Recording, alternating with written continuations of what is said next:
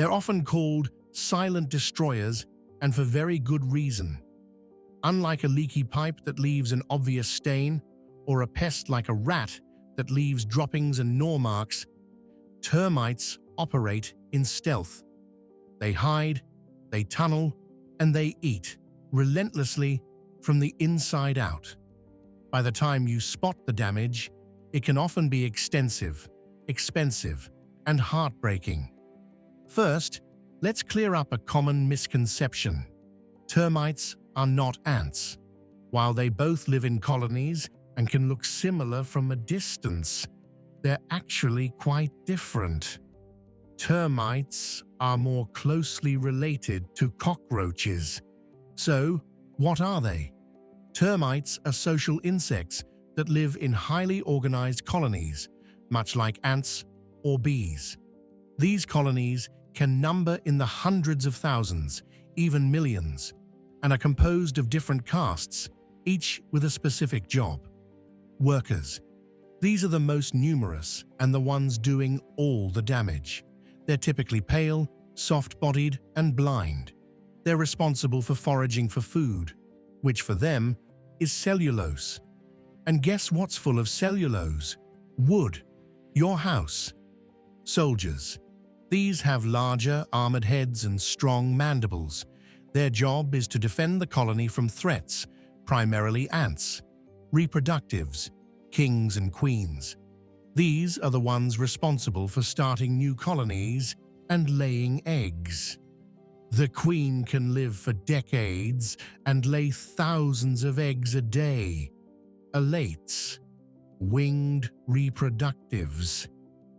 These are the ones you sometimes see swarming, especially after rain. They have wings and are looking to establish new colonies. We'll talk more about them later. Globally, there are over 2,000 known species of termites, but the ones we typically deal with in residential areas fall into a few main categories. Subterranean termites. These are the most common and destructive. They live in the soil and build mud tubes to travel between their nest and your home's wood. They need moisture to survive. Drywood termites. These don't need contact with the soil. They live entirely within the wood they infest, often in attics, furniture, or structural timbers. Dampwood termites.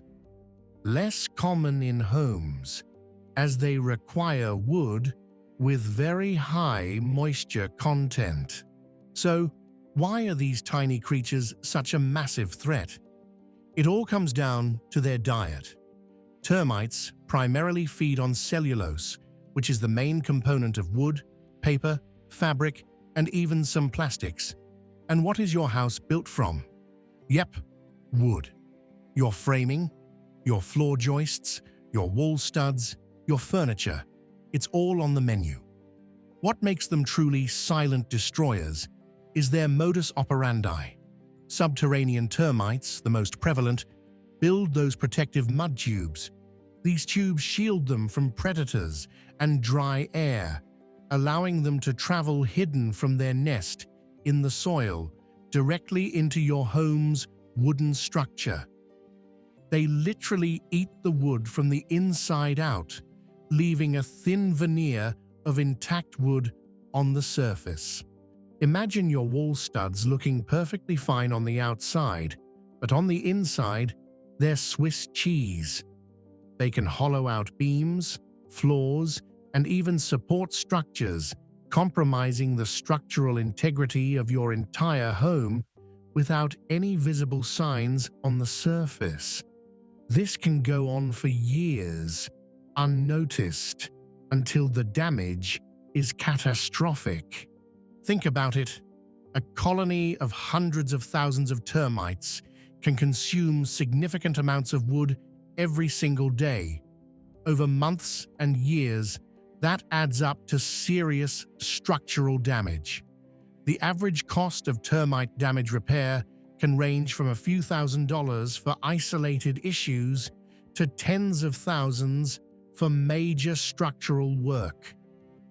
And unfortunately, most homeowners' insurance policies do not cover termite damage because it's considered a preventable maintenance issue. Ouch! Okay, so they're silent, they're destructive, and they're costly. But how do you catch them before they turn your dream home into a termite buffet?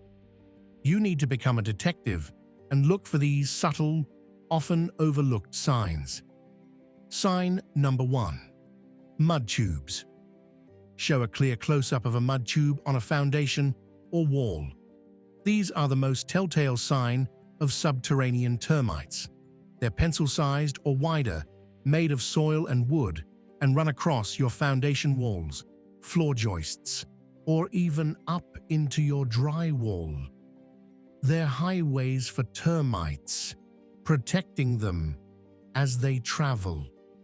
If you see one, even a small one, investigate immediately. Sign number 2. Discarded wings. Show close-up of tiny, translucent wings. Remember those winged elates we talked about? After they swarm and find a mate, they shed their wings. You might find piles of these tiny, shimmering wings near windowsills, doors, or light sources. This indicates a termite swarm has recently occurred, meaning a new colony or an existing one is nearby. Don't confuse them with ant wings. Termite wings are typically all the same size. Sign number 3. Termite droppings, frass. Show close-up of tiny granular pellets like sawdust or coffee grounds. This is more common with drywood termites. Their droppings, called frass, are tiny hexagonal pellets that they push out of their tunnels. You might find small piles of these near infested wood, especially if there's a small kick-out hole nearby. If you suspect or confirm a termite infestation, your first and most important step is to call a professional pest control company. Do not try to treat it yourself with DIY sprays. You'll likely only kill the visible termites, driving the colony deeper and making it harder for professionals to locate and eradicate.